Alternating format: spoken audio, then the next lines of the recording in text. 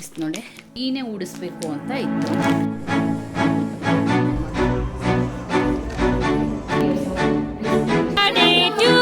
Hello all, welcome back to Nandini Avinash Kannada vlogs. Friends, ಹೇಗಿದ್ದೀರಲ್ಲ? I hope ಚೆನ್ನಾಗಿದ್ದೀರಾ ಅಂತ ಅಂದ್ಕೊಂಡಿದ್ದೀನಿ.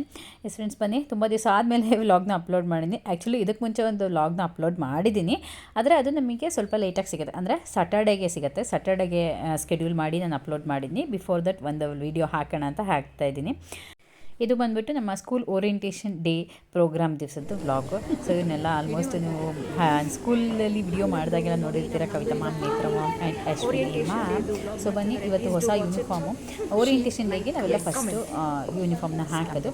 ಸೊ ಅದರಲ್ಲಿರೋದು ಬನ್ನಿ, ಹಾಗೆ ಸಿ ಅವರ್ ಟೀಚರ್ಸ್ ಎಲ್ಲ ಹೆಂಗೆ ಪ್ರಿಪೇರ್ ಆಗ್ತಿದ್ದಾರೆ ಓರಿಯೆಂಟೇಷನ್ ಡೇಗೆ ಅಂತ. ಇಲ್ಲ, ಫ್ರಂಟ್ ಕ್ಯಾಮ್ರಾ, ಓರಿಯೆಂಟೇಷನ್ ಡೇಗೆ ಎಲ್ಲ ಪ್ರಿಪೇರ್ ಆಗ್ತಿದ್ದಾರೆ. So our new uniform and new beginning and first program of this year in our school.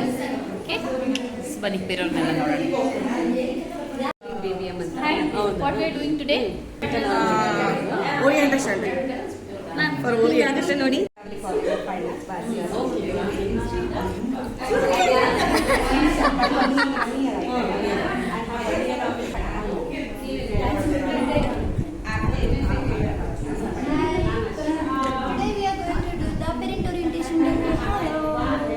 Demo kudi. Good morning everyone. And myself Soumya Sunil. I'm handling nursery, Blooming Elementary. Bye bye. Yaru washroom kododru? Yes, Stella ma'am. Yeah, today's orientation day. We creative kids are very happy to explain everything of our subjects and everything. So amazing for us. Yeah, it's okay. You can carry on. You carry on. ನಮ್ಮ ಆಂಟಿಯವರೆಲ್ಲ photo ಹೊಸ uniform ಅಂತ. ನಿಮ್ಮದು ಆಗಲೇ ತಗೊಂಡೆ. Hi ma'am. ಹೊಸ uniform ಚೆನ್ನಾಗಿದೆ. Blazer ಅದು ಚೆನ್ನಾಗಿ ಕಾಣ್ತಿದೆ. ಇವರು ಗೋಪಾಳ ಬ್ರಾಂಚಿಗೆ ಶಿಫ್ಟ್ ಆಗಿದ್ದಾರೆ. ಇವರು Gopala aunty. Hi ma'am. Hi Usha aunty. Hi ಮಾಡಿ ಆಂಟಿ. ಉಷಾಂಟಿ ಗೊತ್ತಿಲ್ಲ. Aunty, are you preparing for demo?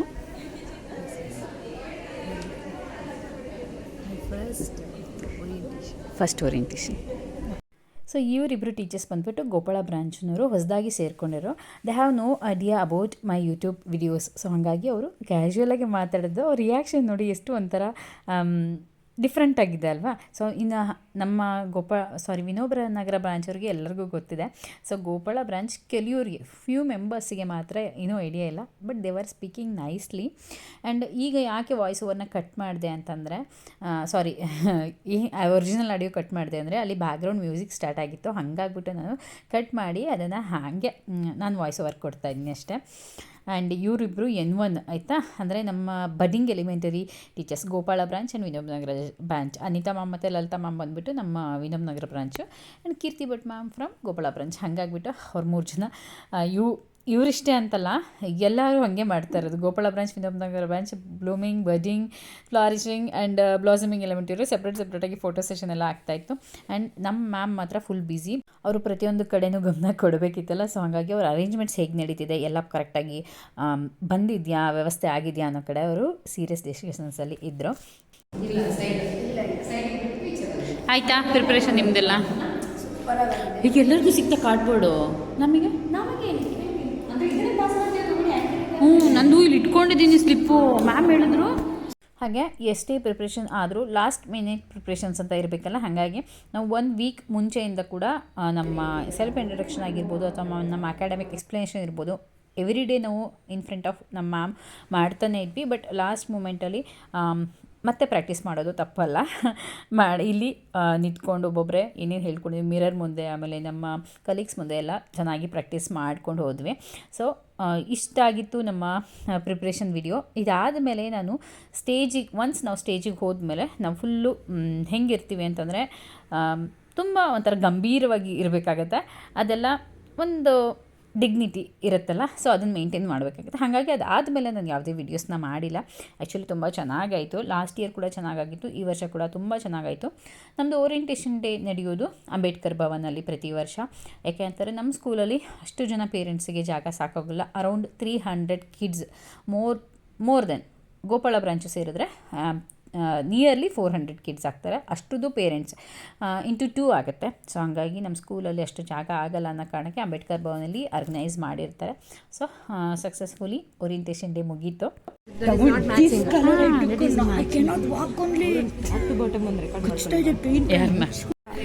ನಮ್ಮ school senior teacher top to bottom matching, slipper ಒಂದು ಇವತ್ತು ಮ್ಯಾಚಿಂಗ್ ಇಲ್ಲ. Earrings also. Show your clip. I know ಅದು ಸೆನ್ಸರ್ ಕಟ್ ಆಗುತ್ತೆ. ಬಾರ ಫೋಟೋಸ್ ತೆಗೋಣ. Yes a hi. Today's my birthday. ಇದು ಈ ಕಡೆ ತಿರ್ಗಿಸಿಡ್ಬೇಕಲ್ಲ, ಹ್ಯಾಪಿ ಬರ್ಡೇ ಉಲ್ಟಾ ಕಾಣ್ತಿದ್ಯಾ? ಎಸ್, ಹಿಂಗೆ ತಿರ್ಗಿಸು ಮಗ. ಎಸ್ ಈಗ ಚೆನ್ನಾಗಿ ಕಾಣ್ತಿದೆ. ಸ್ಮೈಲ್. ಹಂಗೆ ಸ್ಮೈಲ್ ಅಲ್ಲ, ಹಂಗೆ ಹತ್ರ ಇಟ್ಕೊಂಡು, ಕೇಕ್ ಹತ್ರ ಇಟ್ಕೊಂಡು ಈ ಅನ್ಬೇಡ.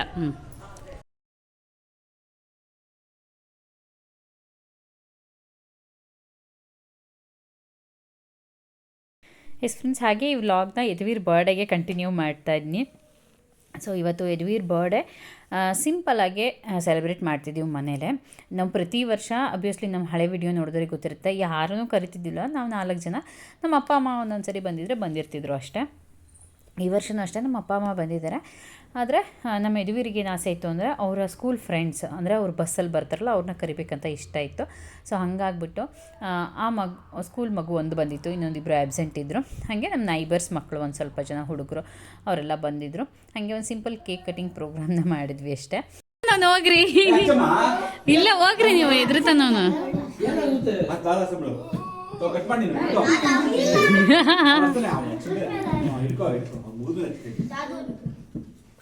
ಲಿಕ್ಕಿ ಸಾಂಗ್ ಹಾಕ್ಬೋದಿತ್ತಲ್ಲ ಲಿಕ್ಕಿ. ಬಾಬಾ ಬಂದಾರ ಮಾಡೋಣ.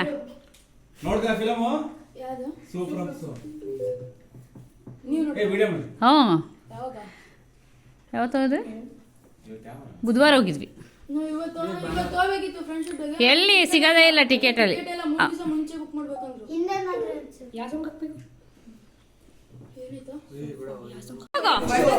Yes, happy birthday to you. Happy birthday to you. Happy birthday to you, Eduvir. Happy birthday to you. So ಇದಾದಮೇಲೆ ಜಾಸ್ತಿ ವಿಡಿಯೋ ನಾನು ರೆಕಾರ್ಡ್ ಮಾಡ್ಕೊಳಕ್ಕೆ ಹೋಗಿಲ್ಲ. ಒಂದು ಪುಟ್ಟದಾಗಿ ಸೆಲೆಬ್ರೇಷನ್ ಮಾಡ್ಕೊಂಡ್ವಿ. ಈಗ ಯಾಕೆ ಮ್ಯೂಟ್ ಮಾಡಿದೆ ವಾಯ್ಸ್ನ ಅಂದರೆ, ವಾಯ್ಸ್ ಓವರ್ ಕೊಡ್ತೀನಿ ಅಂದರೆ, ಸಾಂಗ್ ಹಾಕಿದ್ವಿ ಸ್ಪೀಕರ್ ಹಾಕ್ಬಿಟ್ಟು. ಸೊ ಹಂಗಾಗ್ಬಿಟ್ಟು ಮತ್ತು ಕಾಪಿರೈಟ್ಸ್ ಎಲ್ಲ ಬರುತ್ತೆ ಅಂತಂದ್ಬಿಟ್ಟು ನಾನು ಹಿಂಗೆ ವಾಯ್ಸ್ ಓವರ್ ಕೊಡ್ತಾಯಿದ್ದೀನಿ. ಏನೋ ಒಂಥರ ಅವರಿಗೆ ಮಕ್ಕಳಿಗೆಲ್ಲನೂ ಸೇರಿಸ್ಬಿಟ್ರೆ ಏನೋ ಖುಷಿಯಲ್ಲ. ಆ್ಯಂಡ್ ಯದುವೀರಿಗಂತೂ ಈ ವರ್ಷ ಏನು ಫೀಲಿಂಗ್ ಅಂದರೆ, 2 ದಿವಸದಿಂದ ನಾನು ಹ್ಯಾಪಿ ಬರ್ಡೇ ಅಂತ ಎಲ್ಲರಿಗೂ ಹೇಳ್ಕೊಂಬಂದಿದ್ದಾನೆ. ಆ ಹ್ಯಾಪಿ ಬರ್ಡೇ ಆಗೋ ದಿವಸ ಅವನಿಗೆ ಸಮಾಧಾನನೇ ಇರಲಿಲ್ಲ. ಸೊ ಒಂದು ಪುಟ್ಟ ಸೆಲೆಬ್ರೇಷನ್ನು.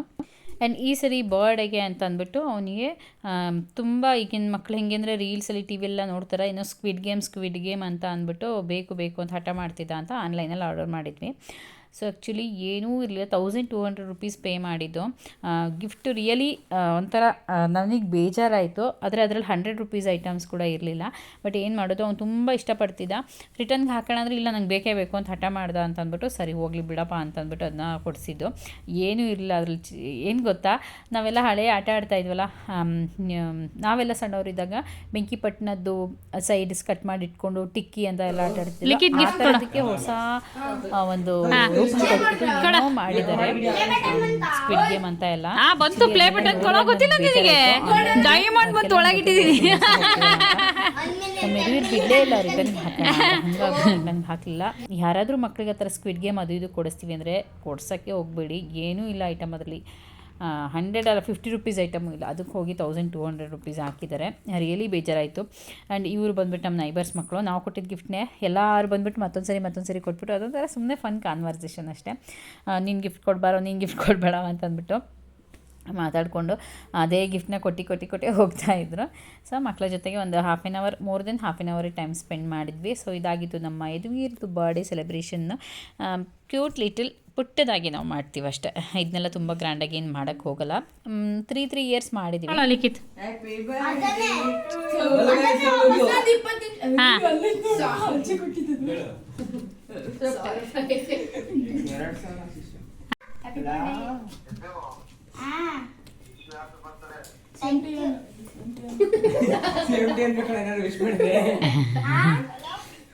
Hello thank you.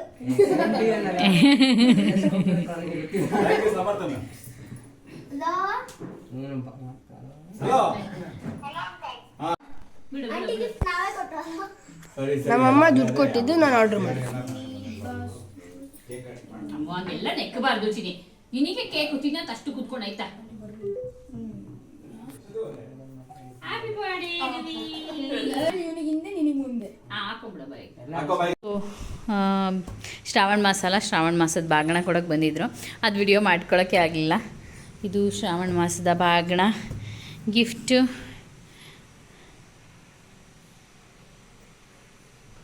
ಹಾಗೆ ಇನ್ನೇನು ವರಮಹಾಲಕ್ಷ್ಮಿ ಹಬ್ಬ ಬಂದುಬಿಡ್ತು. ಸೊ ವರಮಹಾಲಕ್ಷ್ಮಿ ಹಬ್ಬಕ್ಕೆ ಅಂತ ಅಂದ್ಬಿಟ್ಟು ಒಂದು ಸಾರಿ ತೊಗೊಂಡಿದ್ದೀನಿ, ತೋರಿಸ್ತೀನಿ ಯಾವ ಸಾರಿ ಅಂತ ತೋರಿಸ್ತೀನಿ. ಪ್ರತಿ ವರ್ಷ ನಾನು ವರಮಹಾಲಕ್ಷ್ಮಿ ಹಬ್ಬಕ್ಕೆ ಯಾವಾಗಲೂ ಸಾರಿ ಉಡಿಸ್ತಿದ್ದಿಲ್ಲ ದೇವರಿಗೆ. ಇದು ಫಸ್ಟ್ ವರ್ಷ ಉಡ್ಸೋಣ ಅಂತ ಅಂದ್ಕೊಂಡಿದ್ದು. ಲಾಸ್ಟ್ ಇಯರ್ ಯಾಕೋ ಅನ್ನಿಸ್ತು, ಫೀಲ್ ಆಯಿತು ಇನ್ಮೇಲೆ ಸಾರಿ ಎಲ್ಲ ಉಡಿಸಿ ಚೆನ್ನಾಗಿ ಮಾಡಬೇಕು ಅಂತ ಅಂದ್ಬಿಟ್ಟು ಲಾಸ್ಟ್ ಇಯರ್ ಮಾಡಿದ್ದು ಅಂತ ಅಂದ್ಕೊಂಡೆ. ಯಾಕೋ ಲಾಸ್ಟ್ ಇಯರ್ ಹಂಗೆ ಅನ್ನಿಸ್ತು. ಬಟ್ ಈ ಸರಿ ಉಡ್ಸೋಣೋ ಬೇಡವೋ ಅನ್ನೋದು ಒಂದು ಮೈಂಡಲ್ಲಿತ್ತು. ಯಾಕಂದರೆ ನಮ್ಮ ಮನೆ ಕಡೆ ಅಂದರೆ ನಮ್ಮ ಗಂಡನ ಮನೆ ಕಡೆ ಯಾರೂ ಕೂಡ ದೇವರಿಗೆ ಆ ಥರ ಸೀರೆ ಎಲ್ಲ ಉಡಿಸಿ ಅಥವಾ ಈ ಹಬ್ಬನೇ ಮಾಡಲ್ಲ ಅಂತೆ. ನಮ್ಮತ್ತೆ ಯಾವಾಗಲೂ ಹೇಳ್ತಿದ್ರು. ಬಟ್ ಅದೇನಂತಂದರೆ ಸುಮಾರು ಒಂದು 5-6 ವರ್ಷ ನಾನು ಮಾಡಿಲ್ಲ. ಆಮೇಲೆ ಪುಟ್ಟದಾಗಿ ಮನೆಯಲ್ಲಿ ನಾರ್ಮಲಾಗಿ ಏನು ಕಳಸ ಇಡ್ತೀವಿ ಅದಕ್ಕೇ ನಾನು ಅಲಂಕಾರ ಮಾಡಿ ಪೂಜೆ ಮಾಡ್ತಾ ಬಂದೆ. ಅಲಂಕಾರ ಅಂದರೆ ಸೀರೆ ಎಲ್ಲ ಏನು ಉಡಿಸ್ತಿದ್ದಿಲ್ಲ, ನಾರ್ಮಲಾಗಿ ಒಂದು ಕಳಶ. ಲಕ್ಷ್ಮಿ ಅಂತಂದ್ರೆ ಕಳಸ ರೂಪ ಅಷ್ಟೇ. ನಾವು ಸೀರೆ ಉಡ್ಸೋದು ಅದೆಲ್ಲ ನಮ್ಮ ಖುಷಿ. ಒಂದು ರೀತಿಲಿ ಜಸ್ಟ್ ಒಂದು ಕಳಶ ಇಟ್ಟು ತೆಂಗಿನಕಾಯಿ ಇಟ್ಟು ಪೂಜೆ ಮಾಡಿದ್ರೆ ಅದೇ ಲಕ್ಷ್ಮಿ ಅಂತಲೇ ಅರ್ಥ. ಅದನ್ನು ಮಾಡ್ತಾ ಬಂದೆ ಪ್ರತಿ ವರ್ಷ. ಆಮೇಲೆ ಹಾಗೆ ಆ್ಯಡ್ ಆನ್ ಆಗ್ತಾ ಹೋಯಿತು. ಆಮೇಲೆ ದೇವಿದು ಮುಖ ಅಂದರೆ ಮುಖಪದ್ಮ ಅಂತ ಹೇಳ್ತಾರೆ ಪ್ರಾಪರಾಗಿ, ಅದು ಕೂಡ ಇರಲಿಲ್ಲ. ಅದು ಒಂದು ವರ್ಷ ತಗೊಂಡ್ವಿ. ಆಮೇಲೆ ಹಿಂಗೆ ಆ್ಯಡ್ ಆನ್ ಆಗ್ತಾ ಹೋಯಿತು. ಒಂದು ಬಿಫೋರ್ 2 ಇಯರ್ಸಿಂದ ನಾನು ಬ್ಲೌಸ್ ಪೀಸ್ನ ಸಾರಿ ಥರ ಇದು ಮಾಡಿ ಹಾಕ್ತಾಯಿದ್ದೀನಿ. ಯಾಕೋ ಲಾಸ್ಟ್ ಇಯರ್ ಅನ್ನಿಸ್ತು ಓಕೆ ನೆಕ್ಸ್ಟ್ ಇಯರಿಂದ ಸ್ಯಾರಿ ಉಡ್ಸೋಣ ಅಂತ.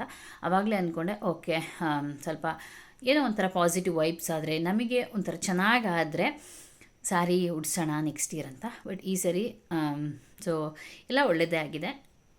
ಎಲ್ಲ ಒಂಥರ ಪಾಸಿಟಿವ್ ವೈಬ್ಸು. ನಮ್ಮದು ಕೂಡ ಪ್ರತಿಯೊಂದು ಏನಿರುತ್ತೆ ಗ್ರೋಯಿಂಗಲ್ಲೇ ಇದೆ. ಹಾಗಾಗ್ಬಿಟ್ಟು ಸ್ಯಾರಿ ಉಡ್ಸೋಣ ಅಂತ ಫೈನಲಿ ಡಿಸೈಡ್ ಮಾಡಿ ಒಂದು ಸ್ಯಾರಿ ತೊಗೊಂಬಂದೆ. ನೋಡೋಣ ಈ ಸರಿ ಸ್ಯಾರಿ ಉಡ್ಸೋಣ. ಹೆಚ್ಚಿಗೆ ಎಲ್ಲ ನಾನು ತುಂಬ ಅಲಂಕಾರ ಮಾಡಲ್ಲ. ನನಗೂ ಮಿನಿಮಲಾಗೆ ಮಾಡೋಕ್ಕಿಷ್ಟ. ಪ್ರಾಪರಾಗಿ ನಂಗೆ ಗೊತ್ತಿರೋ ಪ್ರಕಾರ ಅದೇ ಕಳಶ ರೂಪದಲ್ಲೇ ಪೂಜೆ ಮಾಡಬೇಕು ಸಾಕು ಅಷ್ಟೇ ಅಂತ ಅಂದ್ಬಿಟ್ಟು. ಬಟ್ ಏನೋ ಒಂದು ಖುಷಿಗೆ ಈ ಸರಿ ಅಂತ ಅಂದ್ಕೊಂಡಿದ್ದೀನಿ. ಓಕೆ ಲೆಟ್ಸಿ ತೋರಿಸ್ತೀನಿ ಸ್ಯಾರಿ ಯಾವುದು ಅಂತ. ಇಷ್ಟು ನೋಡಿ ಈ ಕಲರ್ ತೊಗೊಂಡು ಬಂದಿದ್ದೀನಿ. ಸೊ ಫಸ್ಟ್ ಟೈಮು ನನಗೆ ಗ್ರೀನೇ ಉಡಿಸ್ಬೇಕು ಅಂತ ಇತ್ತು. ಐ ಬಿಲೀವ್ ಏನಂದರೆ ಕೆಲವೊಂದು ಕಲರ್ಸ್ ಆಗಿರ್ಬೋದು ಆ್ಯಂಡ್ ಕೆಲವೊಂದು ಸೈನ್ಗಳನ್ನ ನಾನು ಬಿಲೀವ್ ಮಾಡ್ತೀನಿ. ಅಂದರೆ ಎಲ್ಲನೂ ಅಲ್ಲ, ನನಗೆ ಗೊತ್ತಿಲ್ಲ, ಅದು ಮೈಂಡಿಗೆ ಬರುತ್ತೆ ಇಟ್ಸ್ ಗುಡ್, ಹೌದು ಇದು ನಿಜ ಅನ್ನೋಂಥದ್ದು. ಅಂಥದ್ದನ್ನ ಬಿಲೀವ್ ಮಾಡ್ತೀನಿ ನಾನು. ಹಾಗಾಗ್ಬಿಟ್ಟು ಗ್ರೀನೇ ಉಡಿಸ್ಬೇಕು ಅಂತ ಇತ್ತು. ಗ್ರೀನ್ ಮೀನ್ಸ್ ಸಮೃದ್ಧಿಯ ಸಂಕೇತ. ನಾನು ಸುಮಾರು ಒಂದು ಹಳೆಯ ವಿಡಿಯೋದಲ್ಲಿ ಯಾವುದರಲ್ಲೂ ಹೇಳಿದ್ದೀನಿ ನಾನು, ಶುಭ ಕಾರ್ಯಗಳಿಗೆಲ್ಲ ಯೂಸ್ ಮಾಡೋದು ನಾವು ಅದೇ ಅಲ್ವಾ. ಸೊ ಗ್ರೀನ್ ಅಂದರೆ ಸಮೃದ್ಧಿ ಸಂಕೇತ ಅಂತಂದ್ಬಿಟ್ಟು. ಸೊ ಹಾಗಾಗಿ ಈ ಗ್ರೀನ್ ಕಲರ್ ತೊಗೊಂಬಂದೆ. ಡಾರ್ಕ್ ಗ್ರೀನ್ ಇತ್ತು ನನ್ನ ಹತ್ರನೂ. ದೇವ್ರಿಗೆ ಉಡ್ಸೋದ್ಮೇಲೆ ಅಬ್ವಿಯಸ್ಲಿ ನಾನೇ ಉಟ್ಕೊಳ್ಳೋದು. ಸೊ ಸ್ವಲ್ಪ ಡಿಫ್ರೆಂಟಾಗಿರಲಿ, ಡಾರ್ಕ್ ಗ್ರೀನ್ಗಿಂತನೂ ಕಾಂಟ್ರಾಸ್ಟ್ ಇರಲಿ ಬಾರ್ಡರ್ ಅಂತ ಅನ್ನಿಸ್ತು. ಹಾಗಾಗಿ ಸೊ ಮೆಹಂದಿ ಗ್ರೀನ್ ಅಥವಾ ಲೀಫ್ ಗ್ರೀನ್ ಏನಂತಾರೆ, ಈ ಸ್ಯಾರಿ ತೊಗೊಂಬಂದಿದ್ದೀನಿ ನೋಡಿ. ಆ್ಯಸ್ ಇಟ್ ಈಸ್ ಕಾಣ್ತಾ ಇದೆ ಕ್ಯಾಮ್ರಾದಲ್ಲಿ. ನನ್ನ ಫೋನಲ್ಲಿ ಕ್ಯಾಮ್ರಾದಲ್ಲಿ ಒಂದು ಕಲರು ಕಾಣೋದು ತುಂಬ ರೇರ್, ಲೈಟಿಂಗ್ಸ್ ಮೇಲೆ ಡಿಪೆಂಡ್ ಆಗುತ್ತೆ. ಬಟ್ ಇದು ಆ್ಯಸ್ ಇಟ್ ಈಸ್ ಕಾಣ್ತಿದೆ. ಒಟ್ಟು ಮೆಹಂದಿ ಗ್ರೀನೂ ಅಲ್ಲ ಇದು, ಸಾರಿ ಮೆಹಂದಿ ಬಂದುಬಿಟ್ಟು ಇನ್ನೂ ಒಂಥರ ಬರುತ್ತೆ. ಇದು ನಾರ್ಮಲ್ ಲೀಫ್ ಗ್ರೀನ್ ಅಂತಾರಲ್ಲ, ಸೇಮ್ ಅದು ಅದಕ್ಕೆ ರಾಯಲ್ ಬ್ಲೂ ಕಲರ್ ಬಾರ್ಡರ್ ಇದು ಬಂದಿದೆ.